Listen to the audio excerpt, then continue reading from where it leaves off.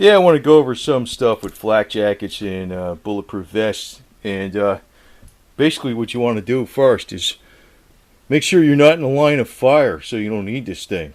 Common sense, right? If there's a wall, use it. If you got something like big steel bricks and stuff like that, use it. Don't worry, don't use your vest because these things are artificial psychological safety. I almost think of them like. Yeah, this is a flak jacket. I don't know. I don't even know what the hell I use now. This is something I had for some years. And I also got like a bullet resistant vest. This is like a lightweight one. Doesn't even cover that much. But in combination, these two are pretty effective, I would assume.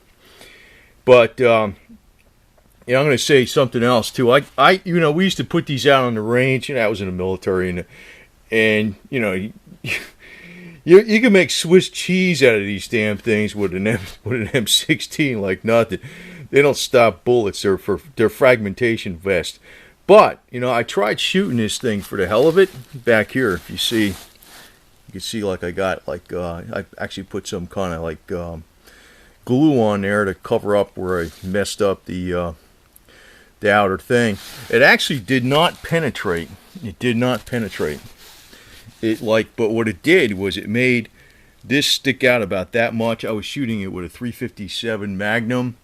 Oh, I guess from about 12 feet away, real close. I mean, about 4 yards, nothing. And actually, these will stop pistol bullets pretty good, but you'd still get clobbered by the trauma because if it goes out like a couple inches, man, that's like getting poked with a bolt or something like that, like a bolt, like something you'd screw into a car. It would crack your ribs and probably, if it hit you in the heart area, it'd probably kill you anyway. But I'm going to say one other thing about these flak jackets. You know what's good about them, too? They're great in cold weather. They stop the wind. That's what I used to say about them. And put that flak jacket on. It's nice and warm and toasty now. We got a flak jacket, so anyway. But, I would not depend too much on this type of technology because it's almost like you want this type of stuff, but it weighs a ton. If it's hot out, it's hot as crap in this thing. You got to be in really good shape, be able to handle heat, have plenty of water with you, that type of stuff. I'm talking like Marine Corps shit here practically, and if you actually have, like I have this, it's a cheaper, lightweight, bulletproof vest. Bullet resistant vest.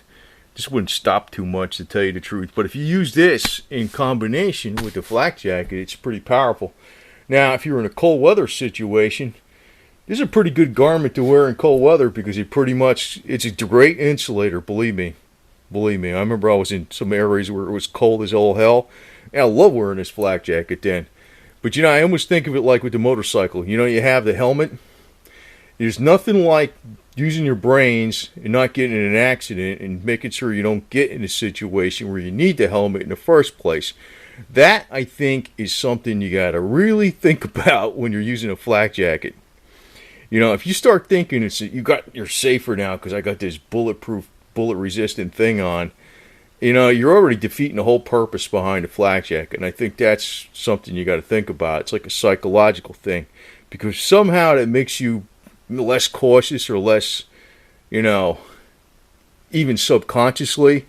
And I think a lot of times people wear helmets on motorcycles. I wear a helmet, but I always think every time it's the same way. It's almost like when you ride a bike, it's like going into a dangerous situation every freaking time. You got to think about what the hell you're doing. And so if you wear a helmet, you shouldn't think you already got a safety device. You're a lot safer. You should think about everything else first, because this flak jacket is minor protection compared to like a 2-foot thick oak tree or something. You know what I mean?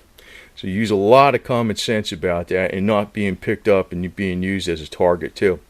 But I could say one thing about flak jackets that's really, really good. They're really, really, really good for when you got cold weather and you got a lot of wind. Man, this thing stops wind. I mean, it stops bullets, it stops winds. And it's got pretty good insulation value, and it's a hell of a lot better than a leather jacket even. If you're wearing this, even on a motorcycle, you can stay warm too.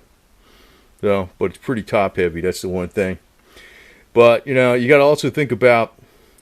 Well, I guess that's a classic book they have out there that the Marine Corps is required to read, The Soldier's Load.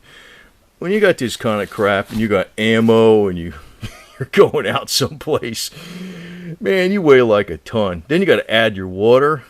You know, you need like a few quarts of water and shit. You better be in super, super shape. It's not your equipment. You got to be in super, super shape. You got to, you got to have the legs and the endurance to be able to carry this extra weight. So, that's one thing about equipment. It don't make up for the human body. So, the human body's got to be able to handle all this crap. But they will stop a lot of pistols and stuff. And, one thing I want to say about trauma plates, I don't have one. I don't plan to freaking use this thing. I have it, though.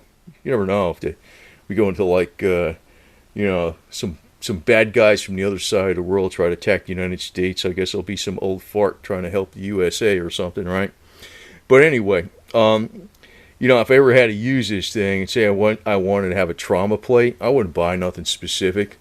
I just buy a freaking thick piece of aluminum or some crap and stick it in here and put a nice bend on it. So, because that's basically all you need. It ain't gonna be as good as the real stuff, but hey, $20. That's all it costs you, right? Nice big thick piece of aluminum. Not as good as a trauma plate or stock, but in combination with this and a lightweight vest, you got pretty good protection. But then again, use some common sense. If you got a 3-foot oak tree or a 2-foot oak tree, or you got a nice heavy soil berm in the way, or a big old piece of cement pipe or something that's in the way, that's a hell of a lot better protection than this thing. So use your common sense. And the big thing though is when you're wearing this, you better be in good shape.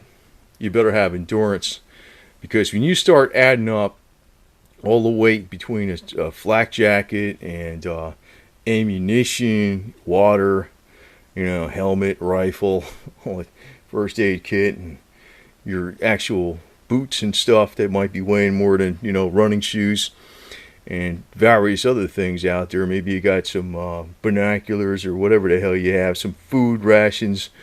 Man, you're carrying another 30 pounds or some crap. So you better be strong. That's number one. So actually, when you're talking about a flak jacket, use more common sense. Go think about what kind of cover is available, and also work out like a son of a bitch, because you're going to need your extra power when you're wearing this damn thing to move around. So, but anyway, they're not bad. They're pretty cheap. Anything you get from the military surplus is pretty good. So, it's pretty inexpensive. And if you combine this with lightweight, bullet-resistant vest, you got some pretty good protection. But like I said, man, I wouldn't put no faith in this crap for nothing. It's like a helmet on a motorcycle, What's a plastic helmet going to do against an 18-wheel truck, going down the highway at 75 miles an hour? Nothing, right? It's just the way you could be thinking about these flak jackets.